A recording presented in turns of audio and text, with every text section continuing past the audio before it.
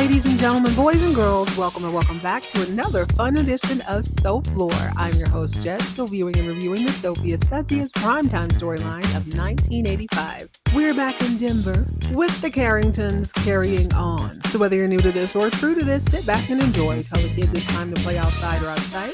Tell babe no questions, suggestions, or concerns for the next 25 to 35 minutes. Everyone else in earshot, cool, quiet, or kicked out are the only options you got because we are watching our stories. Ladies and gentlemen, boys and girls, this is Soap Lore.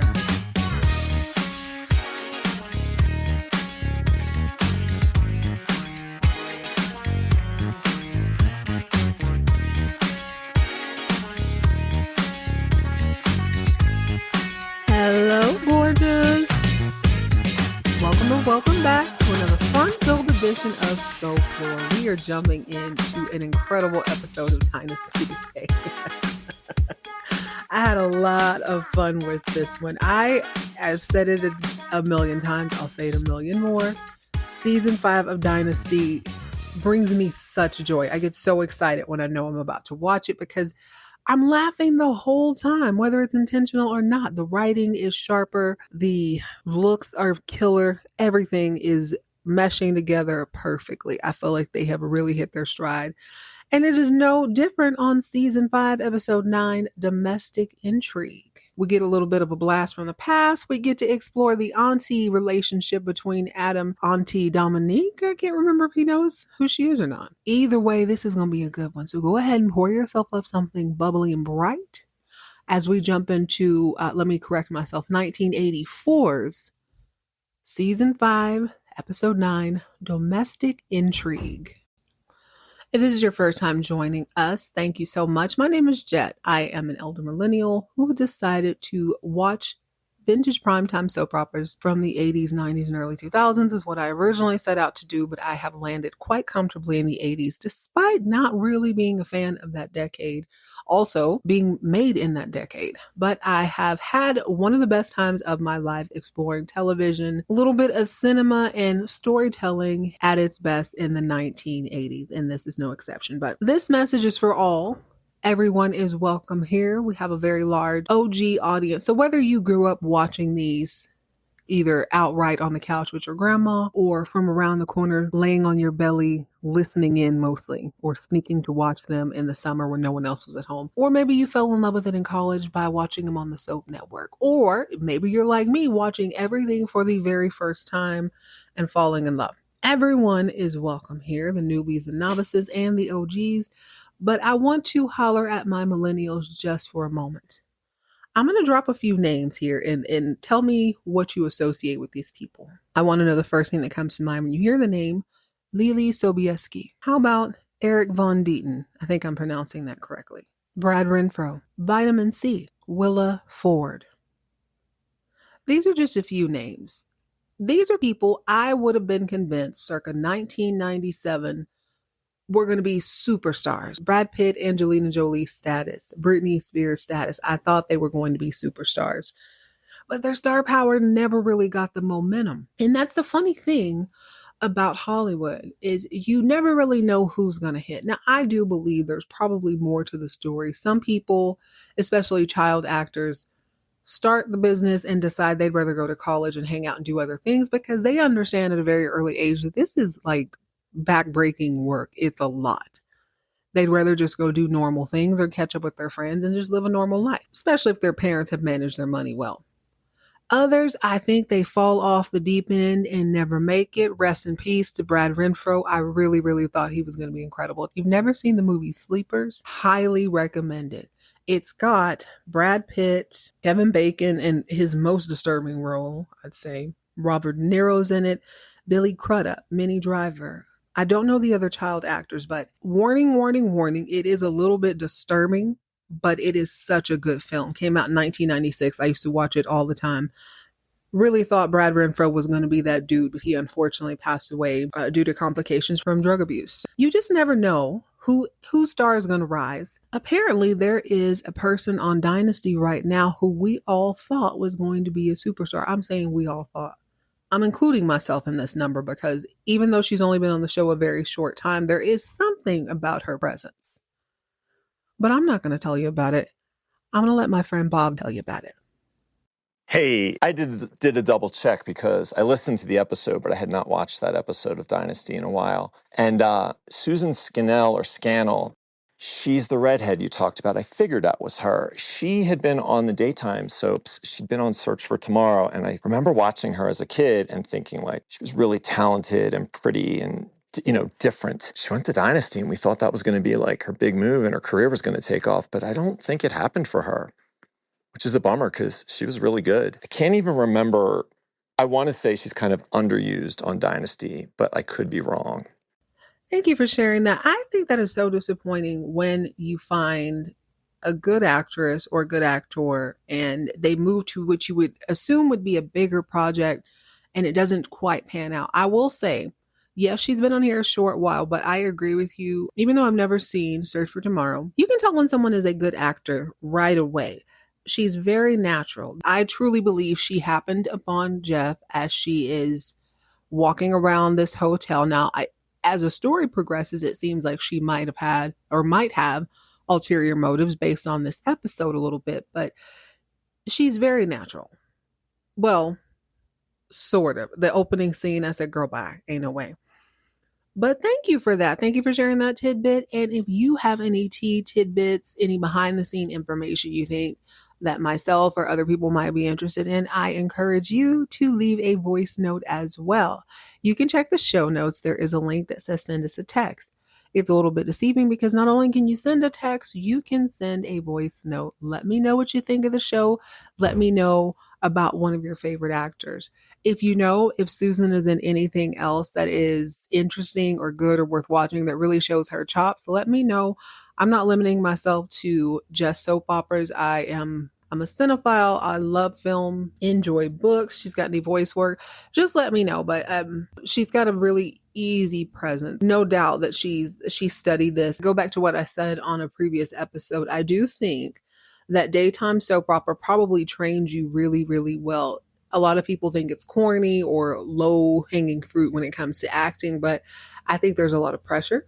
I think there is a lot of things to memorize and you got to be really good on your feet. So if you can do well there, it makes sense to me that you go on to bigger and better things. So shout out to Susan. I hope she's doing her thing. She's good on this episode, but there's such a little shady part I can't wait to get to. You can leave a text, you can leave a voicemail, or if you prefer leaving an email, I love reading those as well. You can leave one at soaplorepodcast@gmail.com. That's soaplorepodcast@gmail.com. I think I should also confess, I never thought vitamin C was going to blow up. For those of you who don't know, Vitamin C came out with that God-forsaken song, Graduation, that I refuse to sing. I get it. A lot of people would say she, quote unquote, she hit a lick and she never had to write again. I don't really know what her story is, but I thought she would transition from pop into maybe alternative rock, which was sort of big at the time. I don't know what happened to her. I don't remember seeing her after that, but Vitamin C was a girl who dyed her hair highlighter yellow. I don't remember if she had any other songs. I know she was on the Disney Channel for a little bit singing, but that's all I can remember, that God-forsaken Graduation song. It really pisses me off the more I think about it. That's such low-hanging fruit, but you know what, do you? She's getting a check every year from it. What am I getting, Okay, last of the last sidebars before we jump into the episode. I just want to say something about daytime soap operas. If you like nighttime, it isn't easy to assume that you would like daytimes. I understand that these are kind of two totally different genres, even if they're in the same vein. It depends on what show you're watching, but there's only so much you can do on daytime television. You have to pull it in a little bit. You have to hold the audience attention a lot longer. People have a lot more freedom on these evening shows or dramas. I don't know if I always thought it was weird. I think I remember growing up watching shows where people sort of poked fun at soap operas and they made them overly dramatic. Telemundo is one of those things. People would often emulate the actors on Telemundo who are always stunning. Have you ever noticed that? Have you ever seen even a mildly attractive person on Telemundo? Everybody is stunning. I mean, on the soap opera specifically. Everybody is over the top. 10s, They're like 20s. Everybody's gorgeous. Anyway, I remember an episode of The Real Housewives of Beverly Hills when Kim was popping off at Eileen. Now, I was a fan of Eileen because I was a fan of Days of Our Lives. And turns out, when the camera's rolling, I don't know about her on the side, but I believe she seems to be a perfectly lovely woman, just really pleasant. She wasn't on Beverly Hills very long because I think she wasn't dramatic enough. She was cool. She was about her business. She had children, you know what I'm saying? She's raising her stepkids. She lives in a normal house. She needs to memorize her stuff, do her thing. Denise Richards was on a daytime soap at the same time when she was on Beverly Hills. Anyway, Kim Richards had gotten drunk. I'm not going to sit here and make fun of her alcoholism, but she had gotten drunk again. And she starts kind of snubbing her nose at Eileen and Lisa Rinna because they were on daytime soap operas. Mind you, Kim probably hadn't had a job in a long time. That's not me being shady, but she was like, oh, you did soap operas. Ooh, like, oh my God, you're so popular. Sip, sip, sip. It hit me like a ton of bricks. I thought, wow, it's one thing for people to make fun of shows. People make fun of all sorts of things, especially if you're not into them. But I didn't know in the acting world it was like looked down on. And maybe it's not. Maybe Kim was just, she had a couple too many cocktails. I don't know. But let me know your thoughts on that too. And what is your favorite daytime soap opera? Let's move in to Dynasty. We've got a lot to talk about. Ladies and gentlemen, specifically you newbies, if you're expecting investigative journalism at its finest, you're not going to be totally disappointed, but I want you to know I did not go to the university to study film and television. However, I've been obsessed with film and television since I was about 3 or 4 years old. I studied at the Sealy Serta University of Television. There are going to be levels of hypocrisy. I'm going to guess sometimes because, like I said, I'm watching this for the first time. I am simply allowing the story to tell me what I should or should not expect. I am also peppering this with my expectations. So let me go ahead and acknowledge my first piece of hypocrisy. I just waxed poetic about how wonderful I thought this lady Susan is. I can tell she's a wonderful actress. Thank you again so much, Bob, for sending that in. I appreciate that so much. Doesn't he have a great voice too? Isn't it wonderful? The first time we see her this episode, she is tangled within the sheets of Jeff Colby's bed in Jeff Colby's bedroom in Blake Carrington's house. It's getting a little awkward at this point, right? I understand that Blake likes his family together, but is there not an option on this vast estate? Do you not have a couple bucks now that your sister from the same mister loaned you $70 million? You can't put aside $70K and build a little, McMansion? No, they're not doing all that. Matter of fact, Jeff likes to bring his hood rats, hoochies, and harlots into Blake Carrington's home and sex them down. So we catch them post-coitus. And my girl Susan, aka Nicole Simpson, which, oh my God, do we or do we all not kind of hesitate to say that name? They're in bed. They're post-coitus, and she is all kinds of in love. Now, I said it was bad acting. No, it's good acting. It's good acting because my feelings towards Jeff do not allow me to believe that anybody would think he is good in the sack, especially considering the amount of women he has bedded who have immediately found something else to do afterwards. Immediately. Claudia literally snuck out of bed to go steal pictures and then came back only to drop off the key and stop talking to this fool. Miss Nicole, asking Jeff about his wife. What does your wife think of all this? Honey, if you know this man, this is so weird. Is this the proper protocol for someone who believes they are a side chick? No, luckily she's not. Jeff is very quick to lay everything out. My wife is deceased. Oh, that's so bad.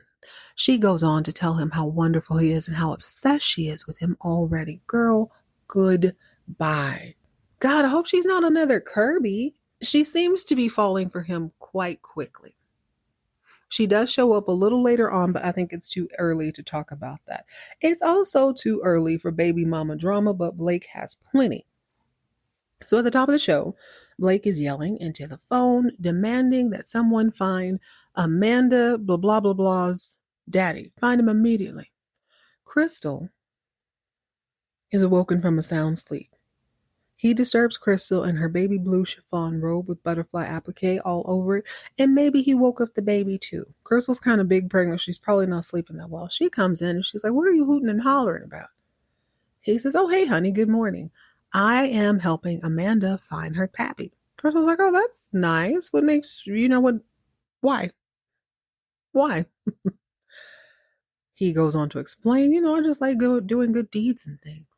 Crystal, of sound mind and body, ask an innocent yet obvious question, albeit a delicate one considering who she's speaking to. She says, "Blake, you just buried your one and only daughter. Are you trying to replace Fallon?" She dances around this, and Blake quickly extracts that thought from it. "You think I'm trying to replace Fallon, don't you?" She's like, well, yeah. This girl shows up, she's using your name, she's Alexis's daughter. All of a sudden, you're like, you're doing a lot, Blake. You're spending all of Dominique's hard-earned money on these side projects. And I thought she had said pay the mortgage and then also drill for oil or something. But I guess there's probably a few dollars for a detective, not for a McMansion, but for a detective. Blake gives her the old, "Oh God, you're but a wee woman and you're pregnant. You clearly don't know what you're talking about." Crystal just stands there in her blue chiffon robe with butterfly appliques, and she's like, "Okay, I guess so." At the same time, roughly 6,129 miles away, Adam and the fabulous Dominique Devereaux have landed in Istanbul, and they are having a good time. Well, at least one of them is. Dominique has decided to help her alleged brother out by being a distraction for Rashid Ahmed, the guy who okey-doked Blake Carrington and made yet another fool of him in front of God and everybody on national television. This man loves being embarrassed on television. Let me take that back. Cecil did not embarrass him on television. Cecil embarrassed him via a video recording of him played at his funeral, which is actually it's still so fantastic. Whoever wrote that scene, may the other side of your pillow always be cool. You have brought my life incredible joy. But anyway, this scene taught me, if it didn't teach me anything, it taught me that being a bad bee is a worldwide problem. So Adam and Dominique are chilling out at, I guess, at this really fancy hotel. They're outside. There's people in the pool. She's drinking her little coffee or whatever. And Adam walks in with an attitude. He want to know how she plans to get Rashid Ahmed to do X, Y, and Z. And she's not hearing that because let the record reflect, she has 70 million reasons to not listen to you or anybody else. She reminds him, "Little boy, I am helping your father. Rashid Ahmed is here. I'll get to him when I get to him." Adam has an attitude. "Well, we already know that Rashid Ahmed is here. What are you going to do to beat him?" She said, "Let me tell you something. I'm only doing this to help your father. If I go in there and nothing goes to plan, I don't give a damn what happens to you or him after this." I am paraphrasing, but she lets him know, I don't give a damn. Don't forget who funded this trip. Don't forget why we're here. And don't forget that your dad has weak knees and ankles. We've seen him try to enter an airport. We see what happens every time he shows up to something like that. He fell into a dude and almost killed him last time. I am the only person who can walk freely around this piece. Your daddy can't show his face in Istanbul, so keep your mouth closed. Let me enjoy my coffee and keep it cute. If something comes up, I'll let you know. If it don't, I don't know what to tell you. Adam's like, "Yeah, okay. My father has expectations." She's like, "Okay, that's cool." So she does make her way to Ahmed, which is not hard because she is a baddie and he likes a bad bee more than anything. He's like, "Oh my God, Dominique, what you doing in Istanbul?" She's like, "I'm just here chilling, baby." He goes, "Oh, you here chilling? You here chilling with Adam Carrington, Blake Carrington's son?" She's like, "You got me." I'm most impressed by her it's not a lack of commitment, but Dominique treats this whole thing as just sort of a very curious side quest. Yeah, I happen to like Istanbul. I think there's some perfume or something I want to pick up there, a couple of handbags. I'll go. And if anything else happens, cool. That's sort of the attitude she's given. So it is very clear very quickly that Ahmed is hip to whatever this is. And she's like, "Okay, cool. So I'm prepared to give you $7 million if you sign this confession saying that Blake actually wasn't funding a revolution. He thought he was buying oil wells, but he needs you to sign it." Ahmed is like, 7. Dominique's like, what are you cackling about? I know that Alexis gave you 5 million to set him up. And he's like, yeah, exactly. 5 million to set him up. I don't even like Blake. I would have taken $15 to set him up. She just happened to drop 5 million. You want me to bite the bullet and say that he's a dude, he's not a do dirt dude? Absolutely not. 7 million is a joke, girl. No. But what I will do, I might consider it if you have a little something something for your boy. Wiggle wiggle. He goes on to say, Alexis paid me 5 million and a little something. Wiggle wiggle with my eyebrows. Dominique's like, well, I ain't Alexis. So, I mean, okay. He goes, okay, cool. Well, at least you're already here. Will you go to dinner with me? She's like, what, I look like turning down a free meal? I absolutely will go to you. And maybe one of us will change their minds over dinner. Wiggle, wiggle the eyebrows. Now, I don't think Dominique Devereaux, she doesn't seem like the sort of woman to just bust it open like that. And I'm not saying Alexis is either. You have to sort of be interested in this man. Rashida Ahmed is hot. There's no doubt about it. So maybe she will, maybe she won't. Either way, I see the parallels between her and Alexis. It actually makes more sense for her to be her sister than Blake's, because he definitely ain't got that kind of grit. But either way, she's going to have a good meal and enjoy this Turkish sun. Beautiful country. Ahmed also wanted to know how she hooked up with the boho like Blake Carrington. She said, baby, oil. That's what Asian oil wells produce. Shmoney. And I like my shmoney. Shout out to the extras on Dynasty. They are showing out this episode. I have to give the award to this gentleman here who comes in to pour a cup of coffee, but he stunts so hard. Baby, I forgot they were talking. Dominique Devereaux had to shut up. Miss Diane Carroll came through, was looking. She was impressed. The kid, the cup is like barely bigger than a shot glass, right? Kid starts pouring the coffee. He raises it up. The drip it's at least a full yard in the air, perfectly into the cup. I was hella impressed. Fantastic job, extra. Okay, so I suppose Dominique goes to dinner and kind of fills Adam in on what's going on. Adam calls back home to the States and fills his father in. All while, yet another background baddie comes sauntering in. This girl is definitely Stephanie from Laurel Canyon, but she is cosplaying as a Turkish woman. And she's got on this really fabulous gold bustier with these really pretty bangles. She looks stunning. I can tell right away she's definitely not Turkish. But anyway, Adam informs Blake that the 7 million was laughed at and he's gonna have to come a little bit harder. Blake says, go ahead and offer him 10 million of Dominique's dollars and put plan B into motion. Adam's like, bet. And then I guess he has fun with Stephanie from Laurel Canyon cosplaying a Turkish woman. So after this phone call, Blake heads down to, I don't really know when this happened. It seems like he was upstairs. Yeah, that's what it was. He was upstairs. He comes downstairs and he sees Nicole Simpson, the redhead, aka Susan. She's bent over the piano staring at a picture of Fallon atop a piano. Now, Blake is weirdly cool about Jeff and his groupies chilling in his house. He goes over, he makes the introduction. She's like, oh, hey, I'm just waiting on Jeff. Jeff is upstairs. He's like, that's fantastic. She starts asking, who is this beautiful girl on this piano? She's stunning. Who is she? Oh, that's my daughter, Fallon. He tells her, tell Jeff that I'm in the library. Tell him to come holler at me before y'all go out. So when Blake leaves, Nicole Simpson turns back to the piano. She leans back over. She's staring at Fallon's picture. And she says, I wonder, would the defibrillator have told you? Would you have told Jeff? Brr? What you talking about? I don't know what she's talking about. And I do remember that we knew that she was Peter's wife. She doesn't seem jealous. She doesn't seem upset, but she's definitely there wondering about Fallon. But we got to talk about Fallon, y'all. Byron, I'm sorry. I'm not making fun of this woman. I promise you I'm not. But the picture they chose to use of the actress, I think her name is Pamela Sue something. The picture that they chose to use of her is a little bit insulting. I'm not saying it's a bad photo. It's clearly a headshot, but it's also clearly a headshot from like 1978. Fallon has had 11 different haircuts, but I almost feel like they picked the worst picture they could find. And they like, okay, we have to talk about her. We have to talk about her. I don't know if she completely left the show yet.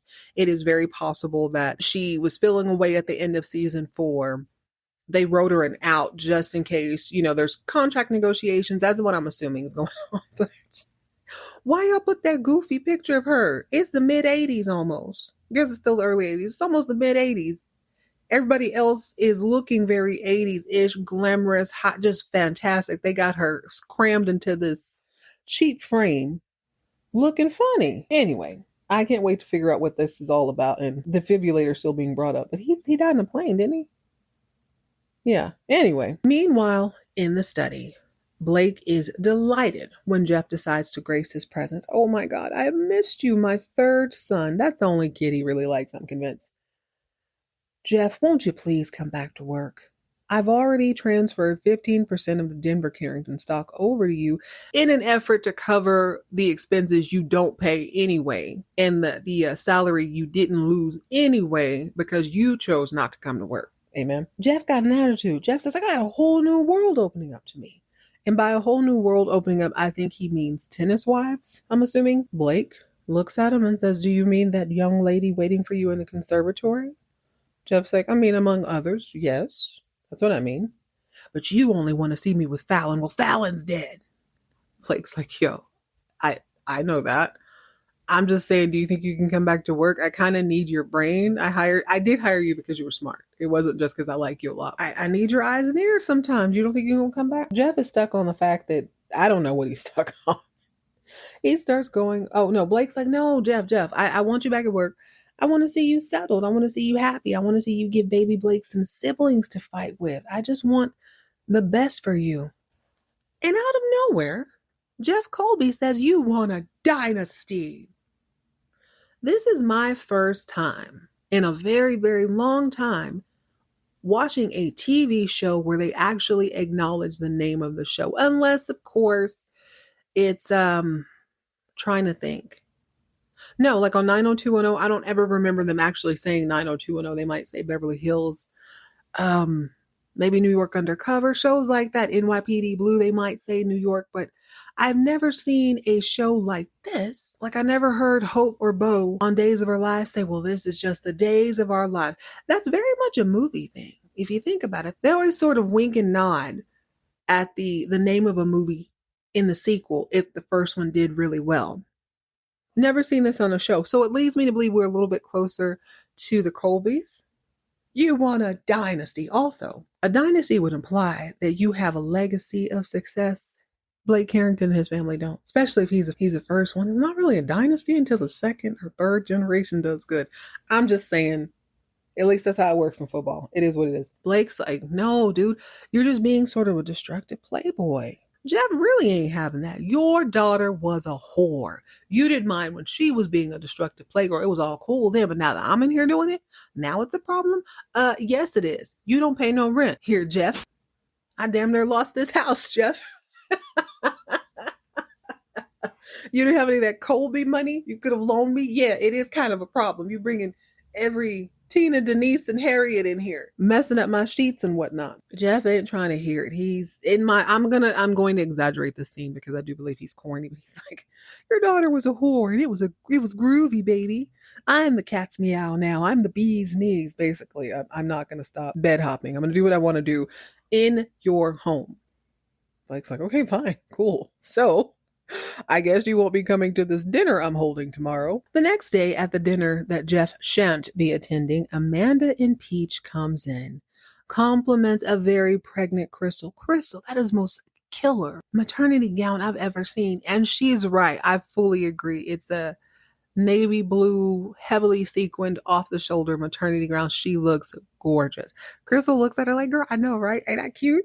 They finally got me out of these Amen choir robes. At dinner, it is Stephen, Crystal, Blake, Amanda, and a very heavily medicated Claudia from what I can tell. They all listen as Amanda recants the shock and disappointment she felt upon finding out who her mother was. She explained that she showed up at town wherever, she got her birth certificate, and she had never really suspected anything, but now things make sense. Her Aunt Rosalind was just such a different person than Alexis. It appears that Alexis had always been very affectionate and loving towards her, and her mother, quote unquote, Rosalind was just not as affectionate. Not in a bad way, but it just, whatever. So she recants how disappointed she was and like how much of a mind screw it was. Blake states that the shock must have been very overwhelming. She's like, oh my God, it was. Amanda tells everybody that she holed up in a hotel for several days, just sort of staring into space. And then she decided to make her U.S. debut via the Rocky Mountains and the fabulous metropolis that is Denver, Colorado. Stephen, chock full of his father's unchecked audacity, has a nerve to chime in with, you also came to Denver to publish the news in the Chronicle. Amanda's like, yo, listen, I was pissed. I wasn't even thinking. I was just so mad. I was like, how can I get back at Alexis? How can I embarrass the ish out of her the way she embarrassed the ish out of me? And before I know it, I was talking to a reporter at the Chronicle. I don't know what happened. I was just mad. I'm sorry. They was like, okay, I can respect honesty, but since we're being honest, you didn't think to spare my mother the unnecessary embarrassment? Now, Crystal, who, mind you, has to endure this entire meal sober, manages not to be snarky, but still throw shade as she says, Stephen, your mother is used to unfavorable publicity. Perhaps this was Crystal's way of reminding him that he threw his whole mama in jail because of a testimony. She'd been embarrassed. She was embarrassed long before Amanda got here. Stephen is oblivious, just like his father, and says, be that as it may, it should never, the embarrassment that is, come from her own children.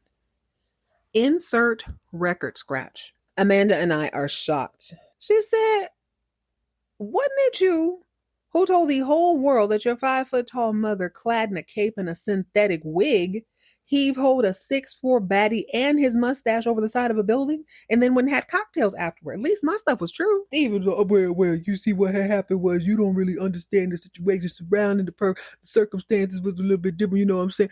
She's like, yeah. They start to get into it a little bit, and Blake, Blake cuts in. Cut the crap, y'all. We're just trying to have a delicious dinner. And immediately, Stephen and Amanda are like, you know what, I was tripping. Stephen's like, you know what, you're right. I'm so sorry. I apologize for going there with you. Because she's right. Honestly, she's right. You embarrassed her. She embarrassed herself. That's the difference. I exposed something she did embarrass herself. You embarrassed her. It's different.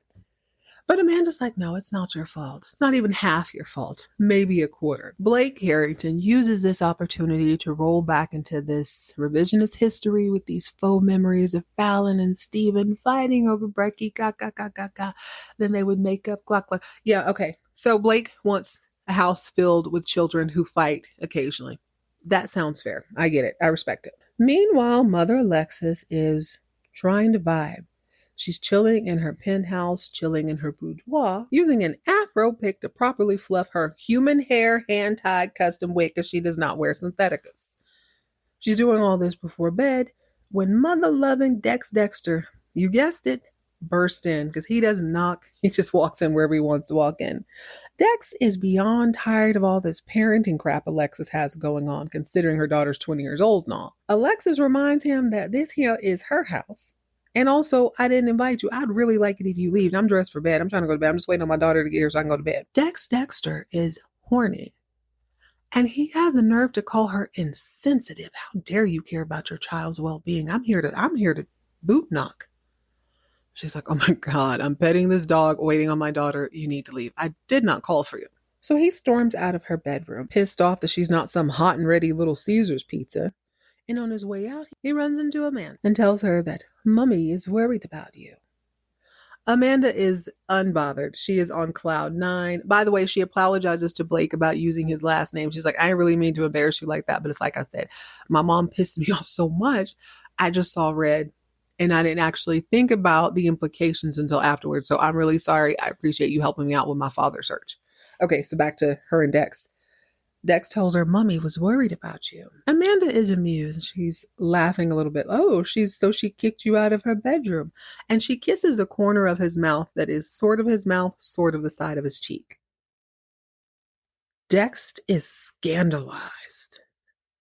He looks at her and says, you need your bottom smacked.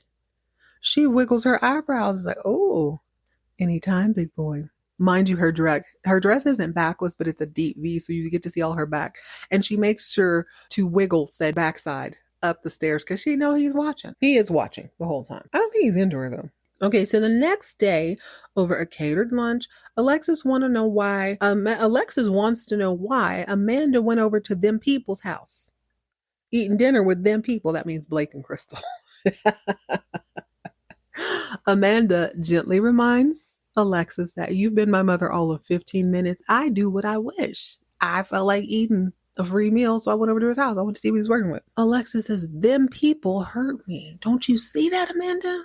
Amanda's like, I get it. Why don't you just tell me who my dad is? And maybe I won't have to hang out with the guy who's quote unquote not my dad. Alexis is like, oh my God, again with this. Why do you care who your dad is? You have me. Amanda is basically like, I can't, if you don't understand, I can't really explain it to you. So, okay. We'll just keep up the shenanigans. Tell me who my daddy is. Alexis is like, he's a stranger. Like, who cares? Alexis, this can only go on so long. I tell you, you couldn't get away with this storyline today, that the blood test would wipe 90% of these stories out quickly. Okay, so let's speed this up a little bit. Speaking of blood tests, Blake hears from Adam, who also never had a blood test, and gets a not so updated update. Basically, things aren't really moving per head. I'll talk to Dominique, see what else is going to go on. Boom, boom, boom. So Crystal is hearing this on the back end. She walks in as as Blake is saying, okay, go ahead and put the plan B in motion and tell Ahmed he plucked out my eye. Now I plucked out yours. That's not a terrible line. I'll give him that. But I'm saying if I've been pissed off and humiliated and had to crawl back from the mud, I would want my supervillain line to be a little bit deeper. You know what? I might use 50,000 of Dominique's bucks to hire a ghostwriter and give a really compelling speech while Ahmed is in cuffs or something. But you plucked out my eye. Now I plucked out yours. No, I didn't pluck out your eye. I cut off your funds, my dude. That's what I did. I played in your face. I humiliated you publicly. But he's a proud man, and I guess in his mind that sounded hard, but okay. I love it. You like it, I love it. So anyway, Crystal comes in and she heard all this. And she's like, where is Adam? Matter of fact, I hadn't seen Adam at breakfast in like 3-4 days. Where is he? Oh, he's in Istanbul, but I don't really want to talk about it. Crystal is nobody's fool. She's like, why is he in Istanbul? Blake ends up allowing the information to trickle out, and Crystal is appalled. I don't like this, Blake. This isn't like you. This isn't the man I married. Insert second record scratch. I beg your finest pardon, Crystal? What do you mean? She goes on to explain. You're not the man I know. The man I know would have never struck back with such anger because someone cost him money. He wouldn't demand a pound of flesh. How many millions is enough, Blake? Oh my God. We've all been watching this from the inception, right? This is the same man who attacked her, threw away her birth control, who attacked his ex-wife's husband, jump off, which, okay, fair, tripped and fell to death his son's ex-boyfriend, tripped to fell a guy in an airport, has flipped out 97 times. This isn't the man you know? Crystal. Whatever. Blake assures her this isn't about getting the money. It ain't even about, I don't give a damn about the money. Matter of fact, he's giving away money, so I believe him. This is about what is right. I just need you to trust me. She's like, you're yelling, so I'm questioning everything I just said about you not being psycho. And as she's contemplating this, he has the nerve to get mad. You don't trust me, do you? No, no one does. Back in Istanbul, Adam talks to the Turkish feds. That is so hard to say. Adam talks to the Turkish feds about setting up Ahmed. They're going to put an okie doke, much like the one he did on his father. Now, Auntie Dominique comes in, and she can smell something funny, obviously, because there's like a general from the Turkish army there. That's kind of heavy. She says, Adam, okay, you and your dad asked me to come over here. Okay, what is really going on? You better tell me what plan B is. I don't want to be messed up in no bull. Adam is feeling froggy, so he says, hey, well, you tell me first. Are you waiting to play your last card? I really want to know what's going on. Then he says, or has the nightclub Nefertiti lost her touch? Dominique and I are scandalized. I'm like, is that a slur? What the hell does that mean? Nightclub Nefertiti? There was a moment earlier in the show where he goes, "You can't talk to me like that. I'm not one of your little, what do you say? I'm not another piano player." Adam, what you really trying to say? What are you really saying, Billings? I can't verify that that's a slur, but it felt slurish. It was an insult either way. Dominique, who was just about to light a cigarette, it was sitting, points her lips, stops halfway to the end of the ciggy where she's about to light it. She's shocked. She says, "You arrogant son of a Blake Carrington." Adam shouts right in the nick of time before she calls him a son of a biatch. She goes ahead and she lays it out. "I'm tired of playing with you, little boy. Why do you dislike me so much? You don't even know me." And he's like, "I didn't say I didn't like you. I definitely didn't say I didn't like you, but unlike other members of my family, I don't trust you." It's interesting that they are both sort of the outcasts in the family who seem to have something to prove, and they are put together to prove something. I still don't really buy that Blake is the super loving dad to him, but it seems like Adam can actually earn Blake's love. I think you can earn Blake's love unless you are foul and you don't have to earn it. That's what it feels like, but they seem to come to some sort of agreement. She demands to know, like, "Yo, you better tell me what's going on. Stop leaving me in the dark. Let me know what's up. I'll see what I can do." Okay, we got to go back to Denver and talk about the stallion. So do you remember last episode, that artsy fartsy guy that Dean Caldwell? Well, Dean Caldwell of the Caldwell Gallery is all over Claudia. She's walking through La Mirage near the bar. He grabs her. He's all caressing her arm. He really is a little bit too handsy for them to be just friends. So he's asking her, "Well, where's your husband? Where's Steven? Is he busy? Busy with the side chick or a side dude?" And she ain't laughing like, "Okay, why? That's still my husband. Like, ain't nothing. We don't even have an affair yet. What the hell are you saying?" And he goes, "Oh, that's not funny. I'm so sorry." And Steven must have heard his name or sensed that something was amiss, because here he comes out of nowhere. "Am I interrupting anything?" Claudia, who stays heavily medicated, thank God, she doesn't seem to be acting any different. She says, "Yes, honey, you remember Dean Caldwell of the Caldwell Gallery." Dean Caldwell's like, "Oh, hey, Steven, how you doing? Wonderful wife.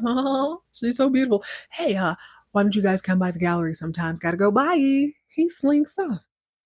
And Steven's like, "Damn, was I interrupting something?" She's like, "No, we just talking." Steven says, "Y'all seem awfully friendly." "Yeah, well, I mean, we just had dinner that one time that you left for work in the middle of the night. I came up here and ate a full course meal with this man and had an intimate conversation under the cloak of darkness in this hotel. But I mean, nothing else happened." Steven's like, "You didn't tell me that under the cloak of darkness when I left in the middle of the night to go to some meeting that you came and had a full 3-course meal with this man in the middle of the hotel." She's like, "I didn't? Oh, that's weird. Let's go eat lunch." Nothing's going on. But Steve was like, "Girl, his hands were all over you. That's just, he's an artist. I don't know what to tell you." She's acting like everything is Gucci and gold. And this is really when those meds are kicking in. This is when she can always play like, "What are you talking about?" She goes home and goes to bed. Tell me why Steven, once again, his spidey sense wakes him up. He looks over. Claudia has fallen asleep with the magazine that happens to be wide open to the page where Mr. Dean Caldwell is posing. "Ma'am, are you, hide your smut. Are you serious?" Steven is so pissed, he gets up and he goes to work. Okay, I'm just going to drop this real quick. He's not in it this much. What's that nerd's name? The one who grows up to be J-Lo's baby daddy who beats her. Okay, there it is. Luke. Steven goes into work and Steven's like, "Oh, you're here early," because Luke's there. Every time Steven walks in the door, Luke comes in right after, needing something signed. And he's like, "Oh, Alexis rejected this. She keeps rejecting everything. Hey, do you want to go get a Danish and coffee?" And Steven's like, "No, I came to fight. Dude, I came to work. Do you not see me get my stuff catered here every day? What do I look like going to the deli? Are you serious? Gross." Luke is giving spy. And I say that because he's popping up every time Steven walks in the office. He's there. Like, it's almost like he sleeps at the office. So he's either squatting, he's a spy. And it's like, how come you, number one, why do you still have a job? Because we know Alexis's Rolodex of employees, especially hot male ones, and he's cute. It's got him nerded up for some reason. It's a revolving door. You mean to tell me that you have an assignment that you can't seem to lock down 4 or 5 times at this point and you still have a job? It ain't sitting right. He's giving spy. He's giving saboteur. Okay, let's get to the final countdown. Let's get to the goods. I feel like this is a cop drama again. Him and Dex Dexter made excellent cops. I would love it if they had done something else. I don't know if they did. Let me know if they did. But it goes a little something like this. In Istanbul, Adam, Istanbul feds, and Dominique are posted up out of what I can only assume to be Ahmed's house. Dominique comes click-clacking over in her heels, and she says, everything is ready. Adam's like, thank you, Dominique. I want to stay. No, I don't want you to stay. This is kind of dangerous. Before she can make too big of a fuss, he's like, thank you, you've done all you can do. The Istanbul General Feds or whoever comes over, and he's like, Miss Devereaux, we got the car revved up, gassed up, waiting on you. She's like, well, hell, ain't no sense of us all getting shot up. I'll see you back in Denver, maybe. She click-clacks out of the scene. But not before she assures the gang that Ahmed is in the house, chilling, unsuspected. Adam waltzes over to Ahmed, who's chilling by the pool, to confront him, and he announces that Dominique Devereaux planted 2 kilos of heroin in the house. You mean to tell me y'all have this classy woman being a drug mule? She's dropping kilos. Why couldn't you have slipped into his house when they were at a meeting? Why is she doing the dirty work? Feels like a setup. I don't like it. Adam pulls out a piece of paper and says, you better sign this confession admitting that you okey-doked my daddy or you're going to jail. You know how Istanbul feels about heroin. I think most countries don't enjoy heroin, but it is what it is. Adam is on one. He's feeling himself. Ahmed's like, I really hate jail. So he decides to go ahead and sign this little piece of paper. He then promptly pulls a pistola from underneath his fire outfit. He points the pistola at Adam, quickly snatches back the confession, is like, sucker. And then he moonwalks out of there. Actually, pause. I forgot the most important scene of this show. So let's rewind just a little bit before this all goes down, before the shakedown, before Dominique was called the nighttime Nefertiti. Ahmed, who's already hip to Adam being there in the connection with Dominique Devereaux, decides that he's going to call up his homegirl in Denver. He calls Alexa, who is having a fabulous catered lunch. She's like, how you doing, baby? What's going on? He asks her, does she know Dominique Devereaux? She's like, yeah, I know her. What's up? He tells her everything. She's here with Adam Carrington. I feel like Blake is trying to set me up. Could you call your baby daddy and ask him if he's trying to set me up? Alexis is appalled. We all know how she feels about her baby daddy. She says, Ahmed, last time I saw you, I gave you $5 million. But that's not all you took, is it? When I checked out of my hotel, turned out all the flowers you sent me, I paid for. 2 custom suits you had made for yourself, I paid for those as well. 2 big old champagne bottles, I paid for those. Some cheap grocery store cookies. You didn't have the audacity to even get a baker. I also paid for those. Do you know Ahmed was like, and don't forget them custom shoes I got made. She's like, if you want information, you call my baby daddy. Okay, back to Adam and Ahmed. So Ahmed has moonwalked out with the confession in his hand. He's just running. And now we can hear this. We hear this, the rhythmic click-clack of his custom leather shoes that Alexis paid for. It peppers the entire scene, interrupted only by a little burst of fake Turkish and Adam yelling at Ahmed to stop. Ahmed is light on his feet in them custom shoes, baby, so he manages to get pretty far. It also helps that the Istanbul Fed has brought the Istanbul army, but all of those guys are instructed to shoot at, but not through Ahmed. So he's really feeling himself, probably thinking he's ducking and dodging all these bullets, but they're not really trying to hit him. That is until one of them has decided they have other stuff to do that day. So he ends all this BS shenanigan with a single shot to the gut. Pow! Drops Ahmed like a cheap suit when we know it ain't cheap because Alexis paid for at least 2. Drops him right before he reaches the helicopter. I wasn't very confident that he knew how to fly the helicopter, so I think it's probably not for the best, but you know what I'm saying. It was probably not going to end well anyway. Adam, who's not wearing custom shoes, he's got on his JCPenney loafers, makes a less elegant sound as he pounds the pavement, reaching Ahmed as soon as the general from Istanbul pronounces that Ahmed is dead. Now, I don't know why I thought Adam was about to take the Rolex off of Ahmed's wrist. He reaches into his cloak and he pulls out the permission. Why do I keep wanting to call this a permission slip? The confession signed by Ahmed. But it ain't looking really good because now Ahmed is dead. So, yeah, that's not great. So back on the other side of the world, approximately 6,129 miles away in Denver, Crystal is trying to get the rest of the baby's things together. She's what's it called? Cross-stitching something? maybe a bonnet, I don't know, looking over decor, but she's got the evening news on in the background. The evening worldwide news inadvertently dry snitches on Blake. Crystal hears a reporter announce that in Istanbul, Rashid Ahmed was found dead, been shot up over some heroin. They announced to the whole world. Crystal remembers, you plucked out my eye, now I pluck out yours. And she's like, oh my God. She storms. I don't know if she's upstairs or downstairs, so let's say she's upstairs because I don't like the thought of her being stressed. She storms into Blake's study, or maybe they're downstairs. Yeah, let's go with that. She storms into Blake's study and begins to curse him out. I can't believe you. I just saw on the news that Rashid Ahmed is dead. Shot dead today. Adam's in Istanbul. He's shot in Istanbul. Was that you, Blake? Like, it was a misunderstanding. I had the whole thing playing out meticulously. This was not supposed to happen like that. She's like, oh my God, I gotta leave you. Okay. Let me stop being flippity floppy. She was upstairs. And I know that because her, in her late state of pregnancy, begins to storm off. But anyone who's ever carried a child knows that your balance is one of the first things to leave. You are clumsy AF. What you can't do is rush downstairs. You could probably rush upstairs, okay? Listen, she's got on nylon, she's got on a kitten heel, and she is furious. Someone, it's not funny, but it's hilarious. Crystal gets about a quarter of the way down the steps before that balance, what little bit of balance she had, just retires for the evening. Her kneecaps turn to gelatin, and she down the stairs. Luckily, she's a lady, so she's wearing a slip. I'm like, oh my God, my grandmother and all the old ladies would be so proud of you. Girl, she is tatted at the foot of the steps. Blake's knees are working well this day. He runs down the steps. Crystal, oh my God, oh my gosh, she seems to be knocked out. I didn't see her hit her head, but she seems to be knocked out.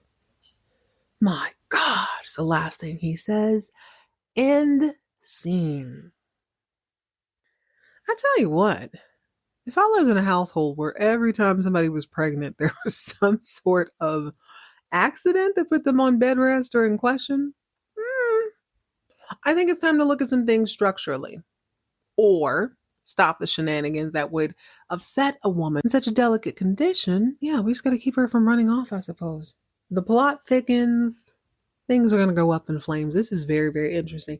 They better not have Dominique's fingerprints all over that heroin. That's what I need to know. I need to know how that goes ASAP. All right, guys. Thank you for joining me for another fun-filled edition of Soul Floor. I hope you'll join me next time and we'll come back and do another one. In the meantime, in between time, if your nephew, new or old, sasses you, you need to introduce him 5-finger correction.